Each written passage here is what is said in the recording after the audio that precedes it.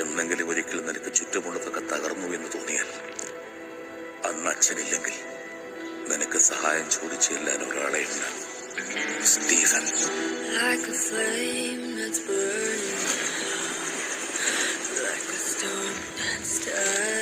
യുദ്ധം നന്മയും തിന്മയും തമ്മിലല്ല, തിന്മയും തിന്മയും തമ്മിലാണ്. He leads the most powerful mercenary hit group in Asia.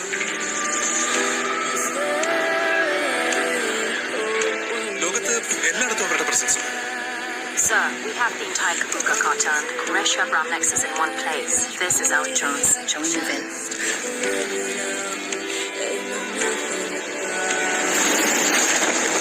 So, ആരാണ് ഈ സ്റ്റീഫൻ നെടുമ്പള്ളി? ഹിന്ദുക്കൾക്ക് ഇവൻ മഹിരാവണൻ, ഇസ്ലാമിൽ അവൻ ഇബ്ലീസ്, ക്രിസ്ത്യാനികൾക്കിടയിൽ അവൻ ഒരു പേരേ ഉള്ളൂ, Lucifer. He's coming back. Abram, Qureshi Abram.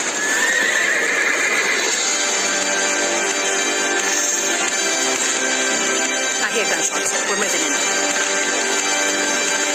Abram.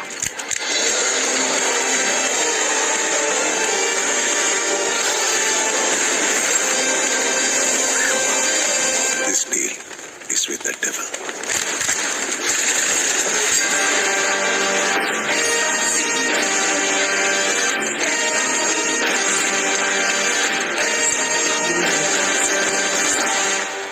बस एक इशारा भाईजान, बस एक इंतजार रहेगा. खुदा हाफिज.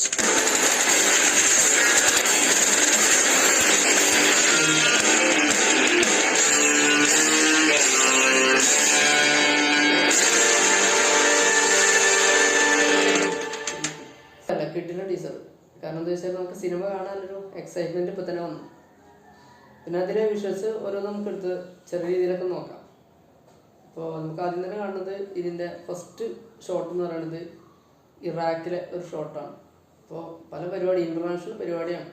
കാരണം നമുക്കറിയാലോ ഇതിൻ്റെ ഷൂട്ടിങ് പല രാജ്യങ്ങളിലുള്ള പല സ്ഥലങ്ങളിലൊക്കെ നടന്ന ഷൂട്ടിങ്ങാണ്. അപ്പോൾ അതുകൊണ്ട് തന്നെ സിനിമയുടെ ആ ഒരു കഥാഗതി എന്ന് പറയുന്നത് വലുതാണെന്നുള്ളത് നമുക്ക് അപ്പോൾ തന്നെ അതിൻ്റെ ഷൂട്ടിങ് ഷെഡ്യൂള് കേട്ടാൽ തന്നെ നമുക്കറിയാം.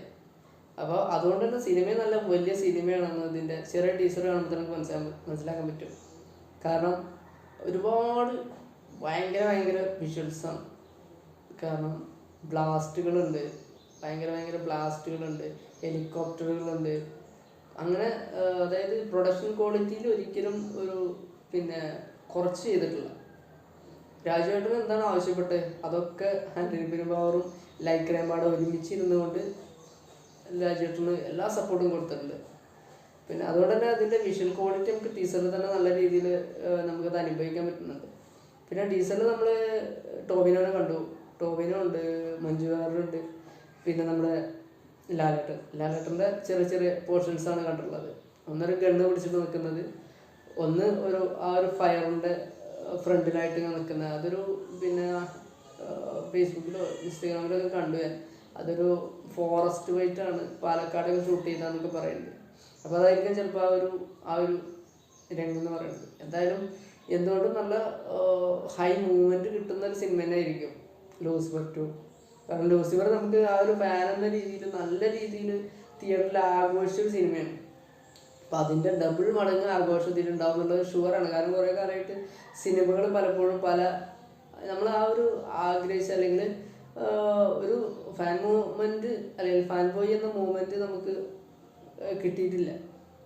കാരണം നമുക്ക് ലാസ്റ്റ് കിട്ടിയത് ലൂസിഫർ തന്നെയാണ്, അത് പറയാം. ലൂസിഫറാണ് നമുക്ക് ലാസ്റ്റ് കിട്ടിയത്.